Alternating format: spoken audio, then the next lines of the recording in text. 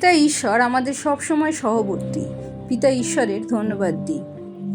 পবিত্র বাইবেল করন্থীয়দের প্রতি প্রথম পত্রে সাধু পল বলেন 10 অধ্যায় এবং 13 পদে, মনুষ্য যাহা সহ্য করিতে পারে তাহা ছাড়া অন্য পরীক্ষা তোমাদের প্রতি ঘটে নাই।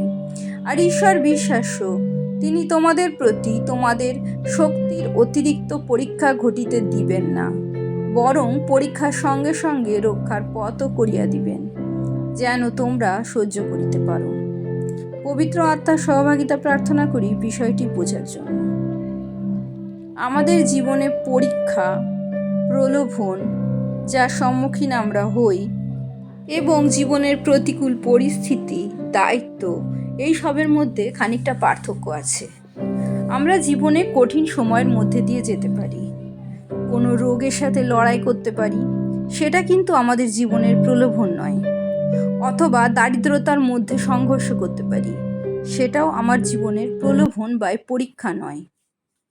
পরীক্ষা তো আমাদের জীবনে সেইগুলি যেগুলি আমাদের পিতা ঈশ্বরের কাছ থেকে দূরে টেনে আনার চেষ্টা করে।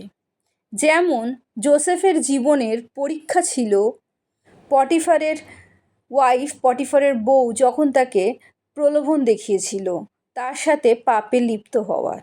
দাউদের জীবনের প্রলোভন ছিল সেই ব্যভিচার যে করেছিল বেতশিবার সাথে, এবং এই পাপ করার জন্য সে তার স্বামীকে পর্যন্ত মৃত্যুর মুখে ঠেলে দিয়েছিল, হত করেছিল।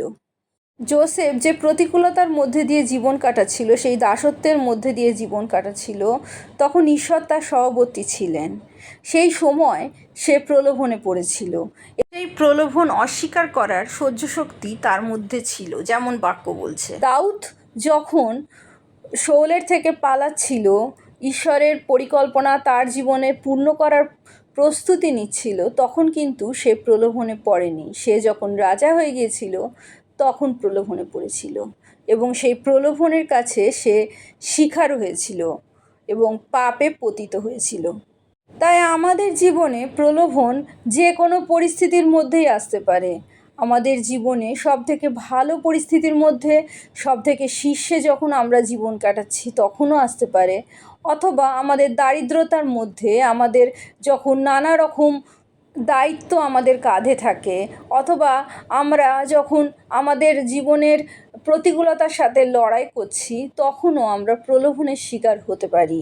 শুধুমাত্র ব্যভিচারের প্রলোভন নয়, চুরি করার প্রলোভন, হিংসা করার প্রলোভন, অহংকার করার প্রলোভন, মানুষের নামে নিন্দা করার প্রলোভন, ক্ষতি করার প্রলোভন, যে কোনো পাপ করার প্রলোভন যা আমাদের ঈশ্বরের পথ থেকে, ঈশ্বরের অবাধ্য হতে, ঈশ্বরের ইচ্ছার বিরুদ্ধে কাজ করতে প্ররোচিত করে। এবং সেই প্রলোভন থেকে রক্ষা করার বা সেই প্রলোভনের সাথে লড়াই করার শক্তি পিতা ঈশ্বর আমাদের দান করেন। আমাদের এমন কোনো প্রলোভনে বা পরীক্ষায় তিনি ফেলবেন না যে পরীক্ষায় বা প্রলোভনের সাথে লড়াই করবার শক্তি আমাদের নেই। যদিও বা আমরা যখন পরিস্থিতির মধ্যে পড়ি যে এমন কোনো প্রলোভন আছে, আমরা বাধ্য হচ্ছি কোনো পাপ করতে, সেই রকম পরিস্থিতির মধ্যেও পিতা ঈশ্বর কিভাবে সেই পাপ করা থেকে নিজেদের বিরত রেখে আমরা যেন বেরিয়ে আসতে পারি, সেই পথও তিনি আমাদের দান করেন। এবার আমাদের জীবনের প্রতিকূলতার কথা বলি, দায়িত্বের কথা বলি। যখন আমরা আমাদের জীবনের প্রতিকূলতার মধ্যে দিয়ে যাচ্ছি, অথবা আমাদের দায়িত্ব ভারে আমরা ভারাক্রান্ত হয়ে পড়ছি, স্ট্রেস, অ্যাংজাইটির মধ্যে দিয়ে চলছি, তখন পিতা ঈশ্বরের শক্তিতে আমরা এগুলোর ওপর জয়যুক্ত হতে পারি। প্রভু যীশু যেমন বলেন, হে পরিশ্রান্ত ভারাক্রান্ত লোক সকল, আমার নিকটে আইসো, আমি তোমাদিগকে বিশ্রাম দিব। প্রভু যীশু আহ্বান জানাচ্ছেন আমাদের, যারা আমরা ভাবছি যে আমাদের জীবনে অনেক দায়িত্ব, অথবা আমাদের মধ্যে কেউ অনেক বড় রোগে যন্ত্রণায় কষ্ট পাচ্ছি, অথবা দারিদ্রতার শিকার হয়েছি এবং দারিদ্রতার উপরে উঠতে পারছি না, অথবা জীবনের এমন কোনো পাপের মধ্যে আছি যার থেকে আমরা মুক্ত হতে পারছি না। এই সকল কিছুর থেকে প্রভু যীশু আমাদের মুক্তি দান করেন। কারণ এই সকল বিষয় যদি আমরা আমাদের নিজের শক্তিতে জিততে পারতাম, জয়যুক্ত হতে পারতাম, তাহলে আমাদের ঈশ্বরের কি কোনো প্রয়োজন হতো? আমাদের মধ্যে যে পবিত্র আত্মা আছে, আমাদের জীবনে যে কোনো কঠিন কাজ করতে তিনি আমাদের সহায়ক, তিনি আমাদের সহায়তা করেন। এবং সেই আত্মার, সেই ঈশ্বরের সহায়তা আমরা তখনই পাই যখন আমরা স্বীকার করি যে আমাদের যে কোনো জীবনের কঠিন, প্রতিকূল, স্ট্রেসপূর্ণ দায়িত্ব বা কোনো রোগ ব্যাধি, দুর্বলতার ঊর্ধ্বে আমরা নিজেদের শক্তিতে উঠতে পারছি না।